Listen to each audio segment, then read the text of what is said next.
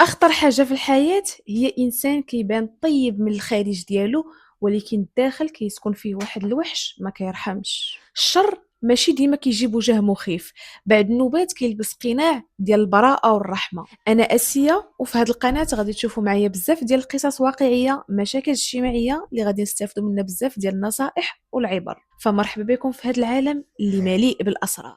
القصة ديال اليوم غادي نعاودها لكم على واحد الراجل اللي عاش وسط الناس كرجل مسالم، كيعاون الجيران، كيحن فيهم، ولكن كان مخبي سر كبير وبشع. كان قاتل متسلسل كيدير الجرائم ديالو بدم بارد، وكيخلي الضحايا ديالو يختفيو بلا اثر. هذا الراجل هو كارل دانكي، الاب الحنون اللي كان في الحقيقه جزار ديال الارواح. كارل دانكي تولد سنه 1870 في وسط عائله فقيره جدا كتعيش في واحد القريه صغيره في المانيا. من الصغر ديالو كان ضعيف، ما كيهضرش بزاف، مسالم، داخل سوق راسو، ما عندوش مع المشاكل. بوه كان كيشوفو ولد ناقص، حيت الصراحه ما كانش عنده الكتاف ديال الخدمه ولا ينوض ويضرب تماره بحال البقيه ديال خوتو.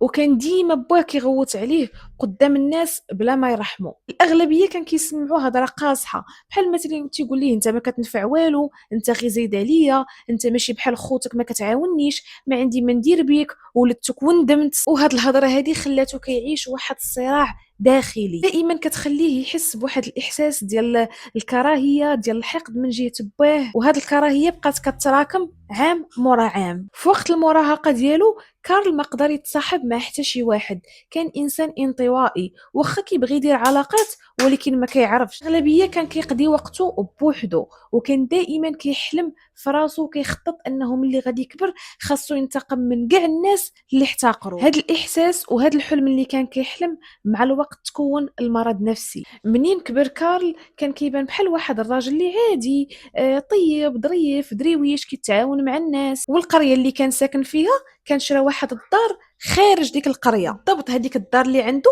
كان فيها بحال القبو، لاكاف كيف ما كنقولوا حنا. لاكاف اللي عنده هو اللي كان بالنهار كيمارس الحياه ديالو عادي، وفي الليل كيدخل هذاك لاكاف وكيبدا يدير في الطقوس ديالو. وداز الوقت وكارل دانكي ولا خدام في الكنيسه، كيعاون الوليدات الصغار، كيقضي الامور للناس الكبار، كيتسخر ليهم، كيديها فيهم.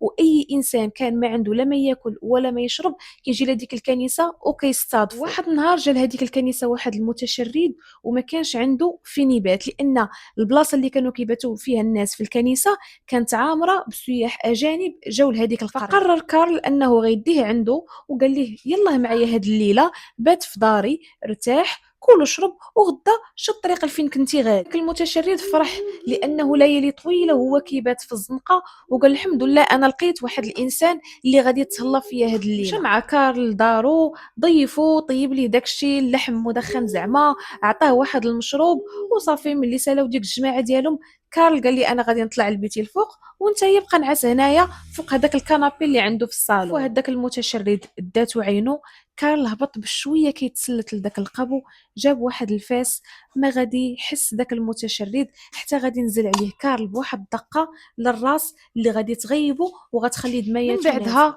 قجو وبقى خانقو حتى ما بقاش كيتنفس ومات داك المتشرد. كارل ما كانش غير كيقتل، كانت عنده طقوس خاصه لهذيك الجثث باش يتخلص منها. اول حاجه كان هذيك الجثه كيهبطها لداك القبو وكيقطعها وكيشرحها بطريقه احترافيه. كان كيقطع اللحم وكيعزلو، النص كان كيديرو في الثلاجه والنص كيمشي يطيبو بحال لحم مدخن، وكان كيخرج يبيعو في الاسواق. وهذوك العظام اللي كيبقاو ليه كان كيمشي لواحد الغابه مجاوره للبيت ديالو وكيحفر وكيدفن دوك العظام وسالات الجريمه هنايا. كل شيء منظم بحال السيد مولف كيدير داك الشيء. كار ولا كيبان ليه ان داك الشيء اللي كيدير بحال الهوايه، بحال شي تسليه، بحال روتين خاصو يديرو كل سيمانه. الضحايا ديالو ما بقاوش غير المتشردين، ولاو حتى الناس الضعاف اللي مثلا شي واحد مقطع به الحبل في هذيك القريه، شي مسافر، مهاجر، سياح اللي ما غاديش يسولوا فيهم العائلات ديالهم على مده. وحتى النساء اللي كانوا جايين كيقلبوا على خدمه في هذيك القريه حتى هما ما كانش كيزقلهم. السيناريو ديال القصه ديال كارل دائما كيبقى يتعاود. بنهار كيبان بحال واحد الراجل ظريف ومزيان، وفي الليل كيولي بحال واحد الوحش مرعب اللي ما كيرحمش الناس. الضحايا كانوا غير ما كيزيدوا كيتكاثروا، حتى ولاو الناس ديال القريه تيقولوا غريب، اي واحد كيجي عندنا كنشوفوه المره الاولى من بعد ما كنعاودوش نشوفوه. وحتى البوليس بداو كيتسائلوا على ديك الناس، وكانت اخر مره كيشوفوهم في هذيك القريه. حيت الضحايا كان اغلبهم متشردين، اغلبهم ضعاف اللي ما كاينش اللي غيسول عليهم، ما بقاش داك الشك بزاف، وكان الموضوع دغيا كيتنسى. كارل تخلى على الخدمه ديالو في هذيك الكنيسه لانها ما خلاتش ليه الوقت باش يقتل الضحايا اكثر. ولا شنو كيدير؟ بنهار كيهبط للسوق وكياخذ داك اللحم المدخن وكيفرقوا على الناس، اولا كيعاود فيه البيع وتيقول لهم حقا انا راه كنتفكركم وكتبقاو فيا، كنشري اللحم ديال الخنزير وكنطيبو وكنعطيه ليكم.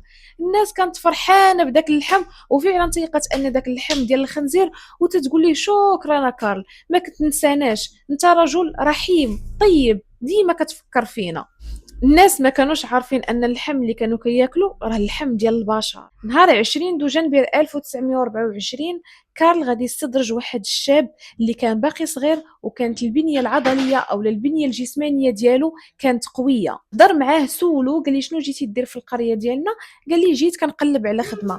قال لي مرحبا بك، اجي نعس عندي اليوم، وغدا ملي غادي نفيقوا غادي نديك عند واحد السيد صاحبي عنده واحد المزرعه محتاج تما شي واحد يخدم عنده. هذاك الشاب فرح وقال زعما بكل سرور غادي نرتاح عندك هاد الليله، ولا غد ليه نمشيو عند هاد السيد اللي هضرتي عليه. بحال كل مره داه عنده للدار، تهلا فيه، كلا وشرب ونعس. هابط كارل كيتسلت لداك القبو، هز داك الفأس ديالو مع غيعطي للسيد للراس، حل عينيه شافو غيضربو، خوا عليه، عاود عطاه الدقه الثانيه. دفع كارل، هرب داك الشاب وهو كيدوز بالدم. كارل سد الباب بحال حتى شي حاجه ما طاريه وطلع لبيتو ينعس. داك الشاب بدا كيغوت وسط القريه، راه كارل حاول يتهجم عليا وها باش ضربني، وكيغوت حتى الناس عيطوا على البوليس. في الاول ما تيقوش، ولكن ملي جاو وشدوا كارل دخلوا عليه لدارو وشدوه داوه معاهم واعترف لهم بكل شيء. اول حاجه البوليس ملي هبطوا لداك القبو، المنظر كان كيخلع، وواحد الريحه اللي كانت خانزه. كانت عنده واحد الجراره باش كيقطع الجثث. لقاو ايضا واحد الفاس باش كان كيضرب الضحايا ديالو، ولقاو عنده بزاف ديال الادوات حاده بحال الماس، الجناوه، كبار وصغار، وكان داكشي ماضي مزيان. ولقاو حتى الجلود مجففهم بالملحه والخل ومعلقهم على الحيوطه ديال داك القبو. كارل ما قاومش البوليس، جلس معاهم في نفس الطابله ببروده الاعصاب. اعترف انه قتل اكثر من 30 شخص، وقال كان كيحتاجهم باش يبيع اللحم ديالهم. تعرف بتفاصيل دقيقه على كل ضحيه واشنو دار فيها، بحال السيد كان كيهضر غير على الدجاج ولا على السردين اللي كان كينقي فيه. كارل كان عنده واحد الكتاب كيسجل فيه الاسماء ديال الضحايا الا عرفهم، وكيسجل فيهم الوزن ديال الضحايا من بعد ما كان كيقتلهم. يعني فاش كان كيقتلهم كان عنده واحد الميزان كيعبر فيه ديك الضحيه شحال كان فيها ديال الوزن. كان ايضا كيقيد حتى السن ديالهم. كان قبل ما يتحاكم بليله وحده في السجن شنق راسو بالحزام ديال السروال ديالو، هرب من المواجهه ديال العقوبه النهائيه. قصه كارل دانكي صدمت اي شخص كان كيعرفه. كلشي كان كيقول انه كيبان واحد الراجل اللي عادي طيب وكيدير الخير بزاف، ولكن في العمق كان فيه واحد الوحش اللي كيستدرج الابرياء وكيرجعهم سلعه كيبيعها في السوق. وكانت هذه هي القصه ديالو. نتمنى تكون عجباتكم. نتلاقاو في الفيديو الجاي. تهلاو بزاف راسكم. باي باي.